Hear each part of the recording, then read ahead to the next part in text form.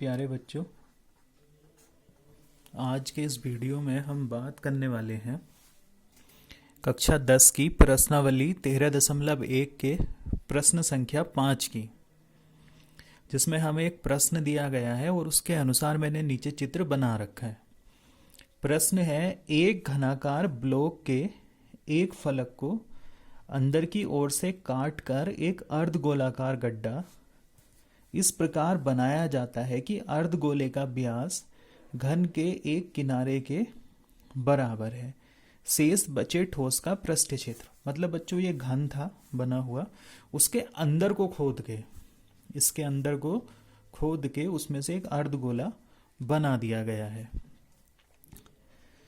तो ये जो अर्धगोला है, इसका जो व्यास है वह है इसकी एक भुजा के बराबर है। मतलब जितनी घन की भुजा है उतना ही इस अर्धगोले का व्यास है। तो हमें बताना है ये जो बचा हुआ ठोस है, अर्धगोला खोदने के बाद जो बचा हुआ ठोस है उसका पृष्ठीय क्षेत्रफल कितना है। बच्चों, इसमें इसने हमें भुजा की माप तो दी नहीं है, तो हम अपने अनुमान से ही एक भुजा मान लेंगे। माना घन की भुजा बराबर एक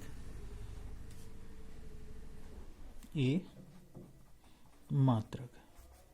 मान लिया हमने उसकी भुजा जो है वो ए है।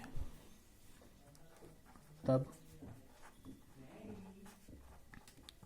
अर्धगोले का व्यास जो है उसकी भुजा के बराबर है, तो अर्धगोले का व्यास भी होगा ए मात्रक, उसकी त्रिज्या हो जाएगी फिर a/2 मात्रक। अब बच्चों, हमें शेष घन का बताना है पृष्ठीय क्षेत्रफल। तो शेष का मतलब क्या हो गया, 5 फलक इसके हो गए घन के, छठा फलक वो है जिससे गोला खोद के निकाल दिया है। उसमें भी ये तो जगह बची है ना किनारों पे, चारों किनारों पे। तो इसका जो पृष्ठीय क्षेत्रफल होगा वो होगा घन का पृष्ठीय क्षेत्रफल पूरा, उसमें से इतना गोला हमने काट दिया, सॉरी वृत्त काट दिया इतना, और अंदर को ये अर्धगोला बन गया। तो वृत्त हम घटा लेंगे और प्लस अर्धगोले का वक्र पृष्ठीय क्षेत्रफल। तो सबसे पहले निकालते हैं घन का पृष्ठीय क्षेत्रफल। वो होता है 6 गुणा भुजा का वर्ग, मतलब 6a², इतने वर्ग मात्रक या वर्ग इकाई। वृत्त का क्षेत्रफल, वृत्त का क्षेत्रफल होता है πr², मतलब पाई गुणा a/2 का वर्ग। तो पाई a² और 2 का वर्ग हो जाएगा 4, इतने वर्ग मात्रक। अर्धगोले का,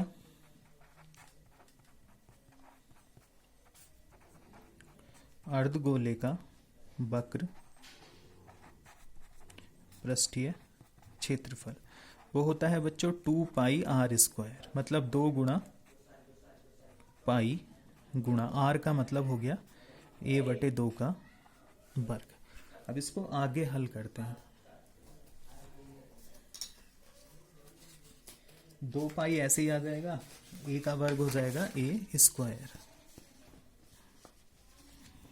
तो ये हो गया बच्चों 2πa² और बटे a का वर्ग हो गया, 2 का वर्ग हो गया 4, इतने वर्ग मात्रक। अब शेष बचे ठोस का वक्र पृष्ठीय क्षेत्रफल। तो जो बचा हुआ ठोस है उसका वक्र पृष्ठीय क्षेत्रफल होगा बच्चों घन का पृष्ठीय क्षेत्रफल, मतलब 6 की 6 भुजाओं का माइनस। जब हमने 6 की 6 भुजाओं का ले लिया तो ये इतना वृत्ताकार भाग जो है उससे कट चुका है, तो माइनस वृत्त का क्षेत्रफल और प्लस ये जो अर्धगोला है, ये गोलाई में नीचे, ये उसमें जुड़ चुका है, तो प्लस अर्धगोले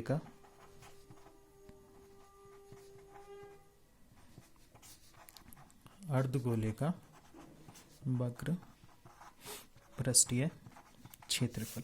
तो बच्चों घन का तो था 6a², वृत्त का था πa²/4 और प्लस अर्धगोले का था 2πa²/4।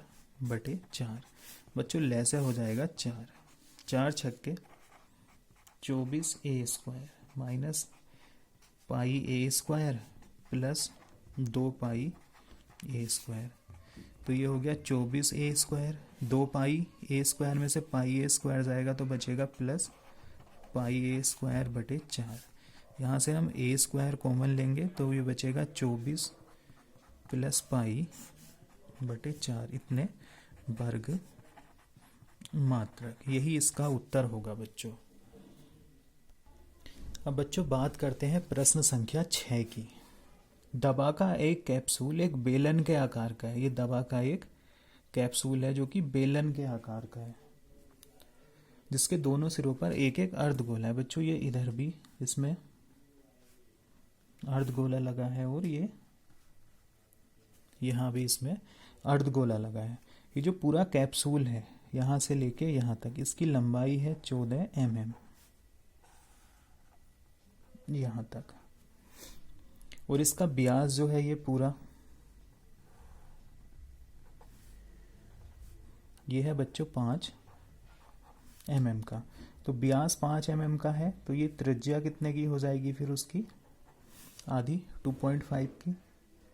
इधर भी ये नीचे को भी त्रिज्या 2.5, इधर को भी 2.5 mm और इधर को भी 2.5 mm। तो बच्चों कुल मिला के ये जो कैप्सूल है वो 14 mm का है और इसका व्यास 5 mm है। व्यास 5 mm है तो त्रिज्या 2.5 mm होगी। फिर ये जो अर्धगोलाकार भाग है इसका कैप्सूल का, तो उसकी त्रिज्या कितनी हो जाएगी? 2.5 mm। तो वो 2.5 mm इधर को भी होगा, 2.5 mm इधर को भी होगा। तो कैप्सूल का ये जो बेलनाकार भाग है जो यहाँ तक है, ठीक है, वह कितना होगा फिर? 14 mm था पूरा, 2.5 mm इधर से कटा, 2.5 mm इधर से कटा, मतलब 5 mm कटा।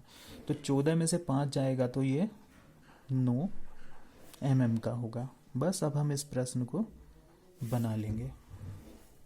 इसका हल लिख लेते हैं। कैप्सूल का व्यास वह है बच्चों 5 mm। तो इसकी त्रिज्या हो जाएगी क्या? व्यास की आधी, व्यास बटे 2, मतलब 5/2 mm या 2.5 mm।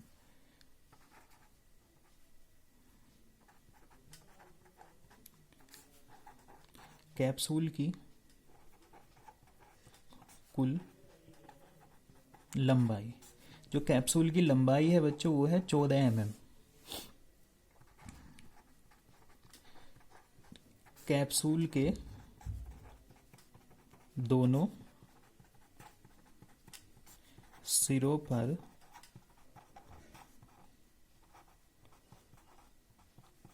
अर्धगोले लगे हैं, तब अर्धगोलों की त्रिज्या भी बच्चों कैप्सूल के त्रिज्या के बराबर ही होगी, 2.5 mm। अब हम निकालते हैं कैप्सूल के बेलनाकार भाग की लंबाई। तो वो होगा 14 mm, उसमें से घटेगा 2.5 mm एक तरफ से और प्लस 2.5 mm एक साइड से। तो वो हो गया बच्चों 14 mm माइनस 5 mm बराबर 9 mm। बच्चों हमें इस कैप्सूल का बकपृष्ठीय क्षेत्रफल बताना है, तो उसके लिए हम क्या करेंगे? हम इसके बेलनाकार भाग का बकपृष्ठीय क्षेत्रफल निकाल लेंगे और प्लस अर्धगोलों का क्षेत्रफल उसमें जोड़ लेंगे।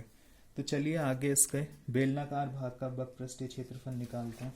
बेलन का वक्रपृष्ठीय क्षेत्रफल होता है 2πr/h।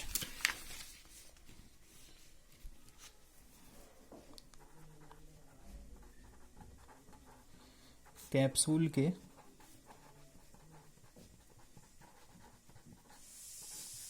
बेलनाकार भाग का वक्र पृष्ठीय क्षेत्रफल वो होगा 2πr/h। 2 गुणा पाई का मान 22/7 गुणा r का मान 2.5 mm और ऊंचाई मतलब कैप्सूल की लंबाई वो हो गई 9। तो 2 गुणा 22/7 गुणा 2.5 गुणा 9। हम चाहे तो ऐसे भी सीधा रख सकते हैं, पाई का मान नहीं भी लगाएं तब भी हम इसको हल कर पाएंगे। तो इसकी गुणा कर लेते हैं बच्चों। 22 दूनी 44 गुणा 2.5 गुणा 9/7। 25 चौका 100, 25 चौका 100 और 10 कितना हो गया 110। पीछे से 1 गिन के दशमलव हो गया और गुणा 9/7। अब इसकी 110 और 9 की गुणा कर लेंगे तो यह आएगा 990.0/7 या 990/7 मिलीमीटर स्क्वायर। अब अर्धगोलाकार भाग का वक्रपृष्ठीय क्षेत्रफल